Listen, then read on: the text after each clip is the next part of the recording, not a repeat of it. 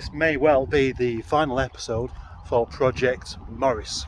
It's just occurred to me, I'm driving it over to Burnley right now, where I'm going to be doing a deal with this particular car. A rather unusual deal that I won't disclose the details of. And although within this deal, this car should be coming back to me, but you never know. The chap in question may just fall absolutely head over heels in love with it. And it could mean that I never drive this thing ever again. In all honesty, that does seem a bit unlikely though. Whatever the case, it did just occur to me while driving along these twisty A roads here that I never really did a proper review on this car, although I've driven it loads in videos, and maybe I should. And then as soon as I thought that, I decided I wouldn't bother.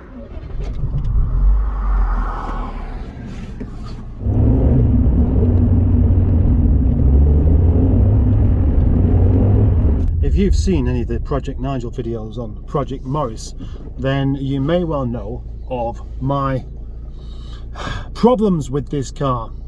Not really problems, but yeah, if you know any of the history of it, then you'll know that I bought it with a failed head gasket, fixed it, put it up for sale, didn't sell, then eventually I decided that I was going to keep it, and I signed it into my own name. Now then I've been driving it around a little bit, but not really enough to warrant really keeping it. I've been in two minds about this car ever since I've had it, because on one hand it looks fantastic, but then somehow it doesn't really do it for me. But then you drive it on a twisty road like this and it is amazing.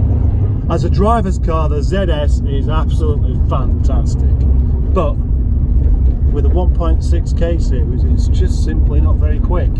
You would need the wildest, most vivid imagination going to think that the ZS 1.6 is a quick car. And I have a wild and vivid imagination. I always have. And even I don't think it's quick. And the trouble is, it leaves me wondering what the point is of having all this handling capability and the looks to go with it without any poke. Add to that the rather bland interior. Well, I mean, I quite like the checkered seats. I'd like them more if there wasn't plastic. But the Rover 45 that it's based on, to me, is probably the most bland of all the Rover interiors. It's the one that makes you feel like you're in a Honda. And then to take away the only bit about it that's actually good, the wood cappings and stuff like that, and replace it with pretend carbon fibre, just doesn't really float my boat.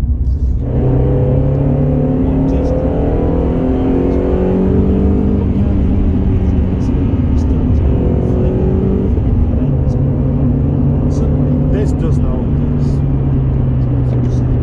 Look at the way it handles there, absolutely spot on.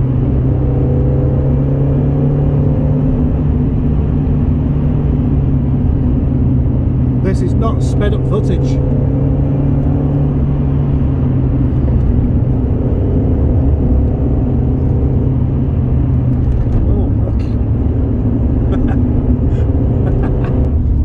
I simply love the way it sticks to the road, but I couldn't justify keeping this car just because it handles so well, when the only way you can appreciate it is by driving like a lunatic, because the rest of the time it's just a bit dull.